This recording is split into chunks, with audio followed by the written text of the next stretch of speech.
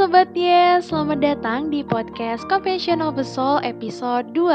Jadi dalam podcast hari ini Yes akan mencoba menjawab curhatan yang udah masuk nih ke Instagram Yes_CPMH dan juga OA lain curhat kuy. Harapannya dengan podcast ini Sobat Yes lebih berani nih buat cerita dan pastinya akan mendapatkan pencerahan dari apa yang dikeluh kesahkan. Di sini bareng aku Amanda yang akan menemani Sobat ya selama podcast ini berlangsung. Nah, podcast kali ini membawakan tema tentang cyberbullying. Wah, menarik banget ya. Dan Pastinya. spesialnya lagi, kali ini aku nggak sendirian, tapi aku ditemenin bareng tamu spesial podcast kali ini. Siapa tuh? Yaitu ada Diki Andika Febianto, kerap disapa Diki dari divisi community. Yeay, halo. Halo Diki. Halo juga Manda. Halo juga Sobat Oh ya. Yes. Oh ya, gimana nih kabarnya Diki dan juga Sobat Yes? Semoga dalam keadaan sehat dan bahagia ya. Oke, kalau aku sendiri kabarnya alhamdulillah baik sih Amanda. Nah, juga seneng banget nih bisa kembali di podcast Confession of Soul ditemenin sama kamu. BTW, kalau kamu sendiri gimana nih kabarnya Amanda? Wah, pastinya aku luar biasa sekali ya Diki dan udah nggak sabar banget nih dapat banyak ilmu dan juga energi baru yang positif dari curhatan Sobat Yes. Waduh, alhamdulillah. Di sini aku juga udah gak sabar nih buat sharing sama kamu dan juga sobat-sobat Yes. Semoga sharingnya nanti bisa bermanfaat untuk kita semua ya. Amin. Amin, pastinya dong. Oke Diki, nah seperti tema kita hari ini yaitu tentang cyberbullying. Nah sebelum itu aku mau nanya dulu nih Diki, kira-kira apa sih cyberbullying itu? Oke, akan aku jawab ya Amanda. Kalau menurut aku pribadi, berdasarkan apa yang sudah aku baca-baca, cyberbullying merupakan suatu tindakan berupa intimidasi, memojokkan, atau merendahkan orang lain melalui perantara media komunikasi secara daring.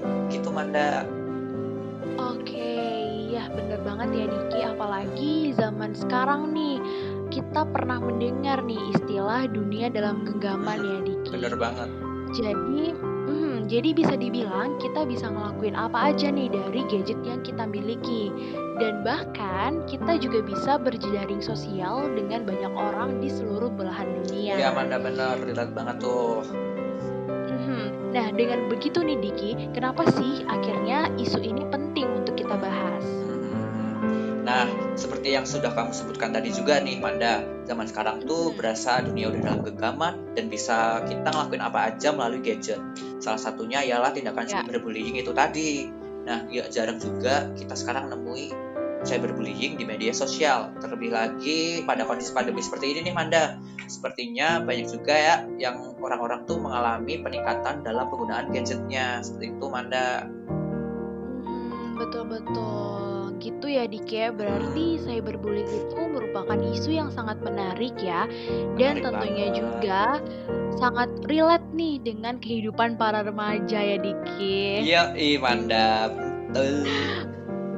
Oke, nah kita langsung aja nih Dik ke curhatan yang pertama. Silakan Manda. Jadi Diki curhat dong. Sini dong.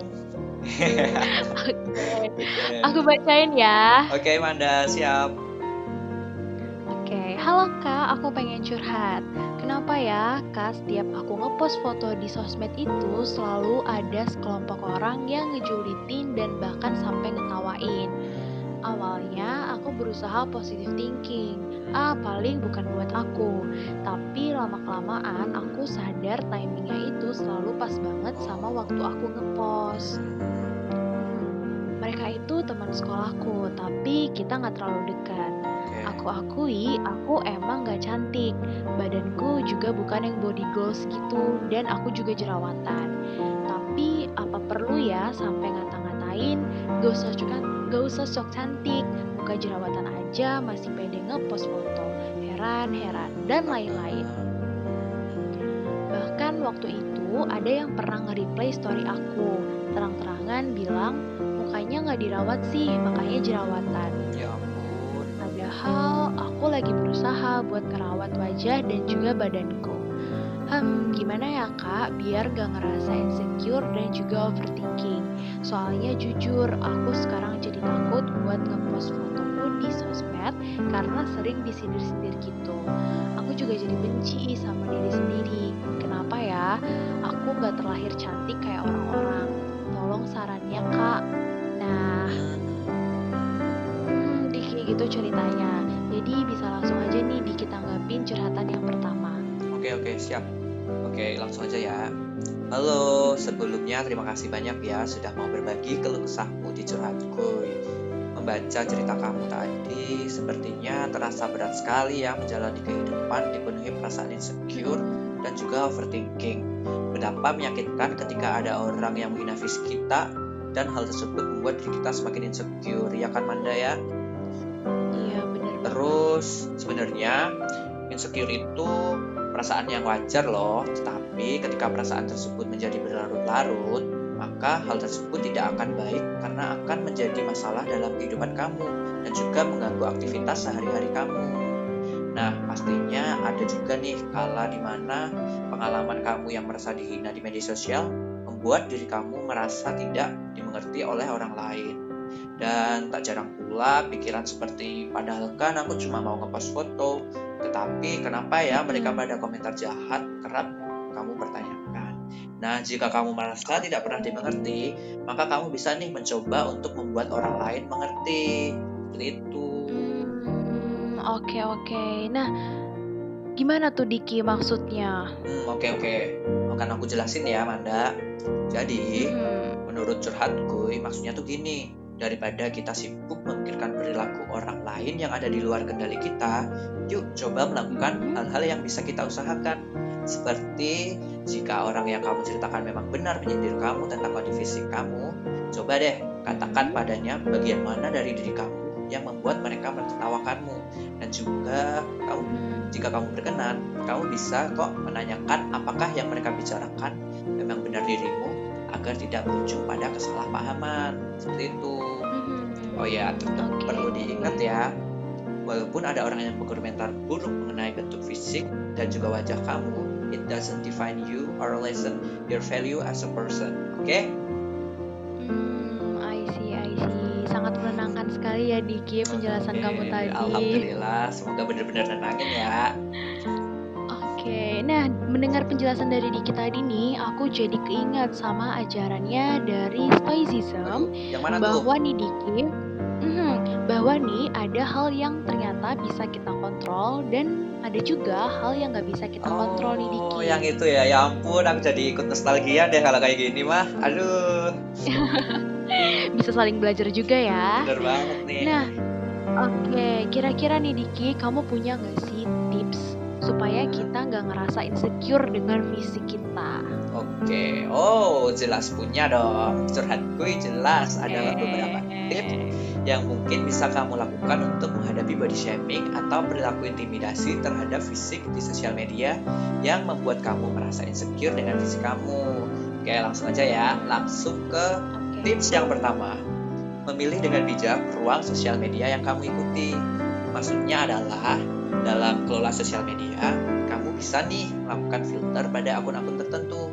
Misalkan ada beberapa akun yang membuat kamu merasa insecure, overthinking, dan atau sejenisnya. Sah-sah aja loh untuk unfollow atau blok akun tersebut. Kamu pun tak perlu merasa bersalah akan hal itu. Kemudian, jika ada akun-akun yang kamu rasa itu dapat membantu kamu berpikir lebih positif, kamu bisa kok untuk follow akun tersebut juga. Nah, seperti itu kan juga, Manda?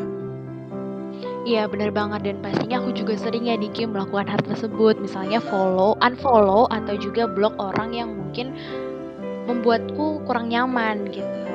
Lanjut nih Diki, kira-kira ada lagi nggak nih tipsnya? Ada dong. Tips yang kedua, belajar untuk mencintai diri sendiri. Nah, ketika kita berolahraga nih Manda, atau sedang melakukan diet, kita kan cenderung kan berpikir bahwa semua ini kita lakukan agar kita terlihat lebih cantik, lebih tampan, lebih menarik, atau sejenisnya. Seperti itu ya Manda ya.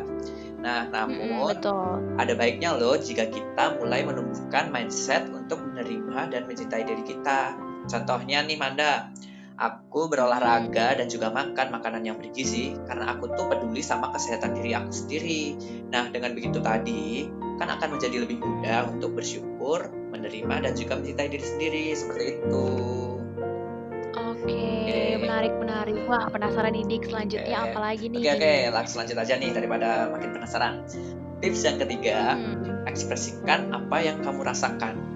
Maksudnya adalah seperti ini. oke. Misalkan kamu nih sedang merasa gak enak karena habis mendapatkan body shaming, kamu gak perlu selalu memendam perasaan tersebut. Kamu bisa kok untuk curhat ke Hmm, orang yang kamu percaya, karena siapa tahu kan mereka ini bisa membantu kamu merasa jauh lebih baik. Nah, bener gak Manda nih tips yang nomor 3 ini? bener sih Diki, aku juga sering melakukan hal itu. Misalnya aku curhat sama sahabat aku, orang tua aku, ataupun misalnya orang-orang yang memang mengebuli aku dan aku biasanya langsung menegurnya dan mengatakan bahwa aku nggak merasa nyaman nih sama perkataan kamu. Mantap banget Manda, itu ada suatu gerakan Hmm. yang sangat jos gandos. Oke, Wah, berani speak up nih ya. iya betul, patut ditiru. Oke, langsung aja ya Manda. Yeay. Lanjut ke tips yang keempat, keluar Oke. dari tempat persembunyian. Nah, saat mengalami Gimana body tuh? shaming nih Manda, seringkali kan kita merasa tidak menarik, tidak cantik, bahkan kita sering berasumsi orang-orang tuh sedang membicarakan bentuk tubuh kita dan mengejek kita. Sehingga kita memilih untuk terus Mhm. bersembunyi Manda. Nah, dalam hal ini Wah. kita bisa loh mencoba untuk mendorong diri kita untuk melangkah keluar dari zona nyaman dan mencoba untuk berada di tengah-tengah orang sekitar kita. Karena sebenarnya apa yang kita pikirkan tersebut belum tentu terjadi, sehingga kita perlu mencoba dan melihat bagaimana reaksi orang-orang di sekitar dengan kehadiran kita. Perlu diingat juga bahwa sikap, perilaku, dan kepribadian kita lah yang memiliki peranan penting dalam impresi orang lain terhadap diri kita.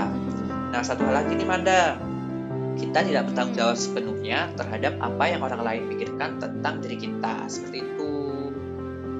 Oke, baik-baik. Berarti intinya kita itu gak bisa ya untuk memenuhi semua ekspektasi orang lain pada kita ya, Diki. Ya, nah itu poin pentingnya Manda di situ. Benar banget Manda.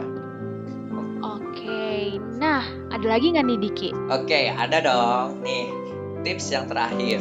Temukan sisi positif dari diri kamu. Nah, ketika ditanya mengenai kelebihan dan kelemahan, kita kan cenderung memberikan lebih banyak daftar kelemahan nih daripada kelebihan. Iya nggak sih, Manda?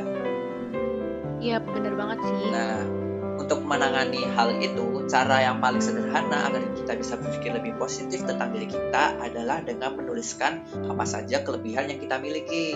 Nah, bisa nih dengan setiap malam menuliskan pada selebar kertas 3 hal yang kita sukai tentang diri kita ataupun hal-hal yang sudah berhasil kita lakukan selama ini.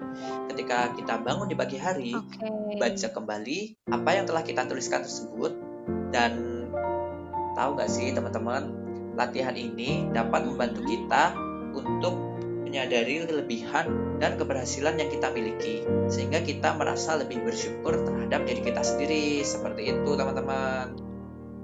Wah, mantap, mantap.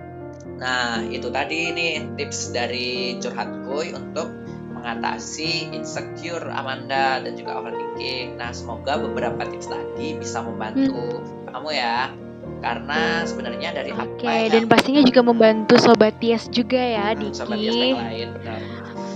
Karena Wah, bener banget nih. dari apa yang Nah, tadi dia sampaikan tadi, curhatku itu bisa melihat bahwa sebenarnya dirinya sudah mulai berusaha untuk memahami diri sendiri, yang mana dia telah mengenali bahwa perasaan yang dia rasakan adalah insecure dan juga overthinking. Nah, hal tersebut tuh adalah sebuah langkah yang besar banget loh, Amanda, untuk memperluas pemahaman dia dan berubah menjadi sosok yang lebih baik lagi dalam mencintai diri sendiri. Semangat ya untuk kamu yang sedang berjuang menghadapi insecure. Yeay, semangat. Nah, ada 5 tips ya Diki yang bisa Manda Bener. tangkap nih ketika kita merasa insecure dan overthinking. Ternyata ada juga ya cara-caranya atau beberapa cara yang bisa kita terapkan untuk mengurangi rasa insecure dan juga overthinking kita. Dan pastinya nih Diki, setiap manusia itu pernah ngerasain hal tersebut.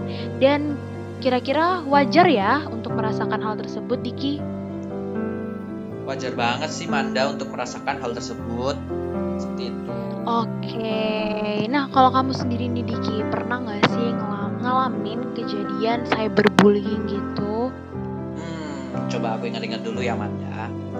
Kalau aku Oke. pribadi sih sepertinya belum sih Manda mengalami cyberbullying.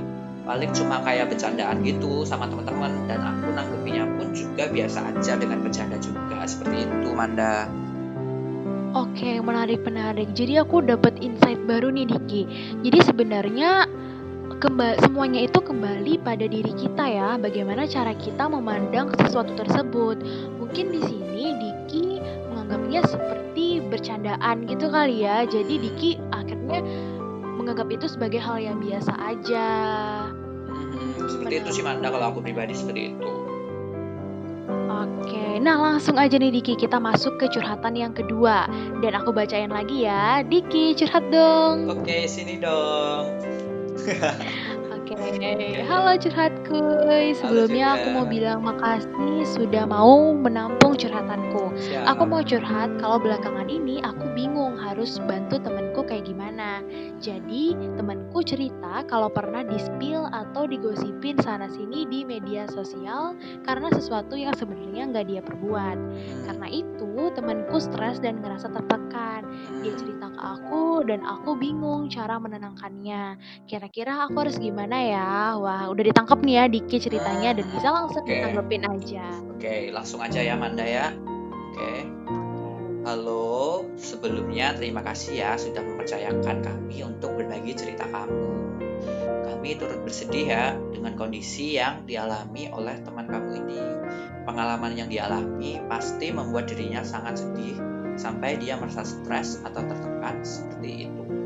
Nah, sebenarnya wajar sih bila kamu ini merasa bingung bagaimana cara menanggapi dan membantu temanmu yang memiliki pengalaman stressful tadi. Nah, curhat kuy punya nih beberapa saran yang mungkin bisa kamu lakukan untuk membantu teman kamu. Nah, langsung aja yuk. Langsung aja ya Manda ya. Oke, boleh. Oke, hal pertama yang mungkin bisa kamu lakukan adalah berempati pada temanmu ini dengan cara memberikan temanmu kepercayaan secara penuh, karena mungkin saja saat ini temanmu sedang merasa takut untuk berkomunikasi dengan orang lain, seperti takut akan dapat tanggapan negatif gitu dari orang lain, Manda. Nah, Wah, untuk oke. mengantisipasi hal itu akan lebih baik apabila kamu memberikan kepercayaan penuh terhadap teman kamu agar dia dapat bercerita dengan nyaman. Nah, kemudian ketika dia sudah membuka dirinya pada kamu bisa nih berusaha untuk menjadi pendengar yang baik untuk dia. Dan kamu juga bisa mencoba untuk menenangkannya. Bisa dengan memberikan kata-kata positif gitu, Manda. Kayak seperti ini nih contohnya. Tenang aja ya, aku ada kok untuk kamu dan aku akan berusaha untuk membantu kamu menghadapi masalah ini. Nah, seperti itu contohnya ya. Selanjutnya, kamu bisa nih mulai membantu temanmu untuk mengklarifikasi pernyataan yang salah mengenai temanmu. Apabila pernyataannya tidak benar itu disampaikan melalui media sosial, kamu bisa mengumpulkan orang-orang untuk mereport postingan tersebut. Dan ini nih poin-poin yang banyak ringkes ya. Terus memantau kondisi temanmu dengan bertanya bagaimana perasaannya saat ini, mendukung temanmu untuk berpikir lebih positif, dan mengajak temanmu untuk menunjukkan pada khalayak umum bahwa pernyataan yang beredar itu tidak benar, mungkin merupakan cara terbaik yang bisa kamu lakukan untuk saat ini dalam membantu teman kamu. Semoga kondisi temanmu lekas membaik ya, dan semangat terus. Yeay, semangat. Wah Diki, kata-katanya tadi tuh sangat menenangkan ya. Nah mungkin nah, sebagai teman, mungkin kita bisa menjadi pendengar yang baik ya Diki, dan kita iya benar banget, dan kita juga memvalidasi perasaannya. Setelah itu kita baru bisa nih mengajaknya untuk berpikir positif. Tapi nih Diki, ngomong-ngomong soal berpikir positif, sepertinya agak sulit ya untuk kita terapkan gitu. Nah, kira-kira nih apa sih tips dari Diki supaya kita bisa punya nih yang namanya positive thinking? Oke. Coba ya aku cerna dulu ya, Amanda ya. Oke. Aku mau smedi dulu. Oke, udah dapet nih boleh. Bener sih kata kamu, Man. Sebenarnya positive thinking itu memang susah banget, astaga. Karena namanya teori itu memang gampang sih di mana-mana ya, Man. Tapi praktiknya itu yang susah banget, ya Allah. Tapi Iya, betul. kalau aku ada nih beberapa cara yang selalu aku lakukan untuk tetap positive thinking. Langsung aja ya, Amanda. Wah, boleh gimana tuh? Oke, yang pertama, ketika menghadapi satu hal, aku akan menafsirkan terlebih dahulu satu hal atau kejadian yang kurang baik yang sedang terjadi padaku melalui beberapa sudut pandang. Kemudian, aku akan mengklarifikasi kebenaran dari satu hal atau statement yang ditujukan untuk aku itu. Jika hal itu salah, aku akan melakukan klarifikasi dan mengekspresikan perasaanku dengan jujur terkait hal tersebut. Namun, jika ternyata hal itu memang benar, aku akan berusaha menerima hal tersebut sebagai masukan atau kritikan yang dapat memotivasi diri aku untuk berkembang menjadi pribadi yang lebih baik lagi ke depannya. Terus ada nih satu poin terakhir yang paling penting banget nih untuk dipegang. Wah, apa tuh? Oke. Ini nih, aku selalu percaya bahwa kejadian apapun yang aku alami itu pasti ada hikmahnya buat aku. Dan gak mungkin Tuhan ngasih aku cobaan yang gak bisa aku hadapi. Nah, mungkin itu aja sih, Manda, tips positive thinking yang bisa aku bagi sama sobat-sobat Yes. Itu. Yeay, jadinya dengan positive thinking kita bisa jadi bersyukur gitu ya, Diki. Dan kadang nih, keadaan memang mendewasakan kita ya. Nah, itu sih poinnya, Walau iya benar-benar. Nah, tadi udah ada 5 tips nih dari Diki untuk kita tetap positive thinking. Nah, Diki, gak kerasa banget nih kita udah sampai di penghujung podcast kali ini. Astaga, ini udah di penghujung. Ya ampun, gak kerasa banget, Iya, ya Allah. penghujung. Cepet Pastinya banget. kita sebentar lagi kita akan berpisah nih dengan Sobat Yes yang lagi dengerin. Nah, kalau gitu nih aku pengen denger dong closing statement dari Diki terkait pembahasan kita kali ini. Oke. Langsung aja ya. Kalau dari aku pribadi nih ya, sepatah dua patah kata yang aku rasa sangat mantap untuk menghadapi cyberbullying adalah kita itu hanya mempunyai dua tangan. Nah, ketika menghadapi cyberbullying, tidak mungkin kan dengan kedua tangan tersebut kita bisa mengungkap semua hate speech yang ada.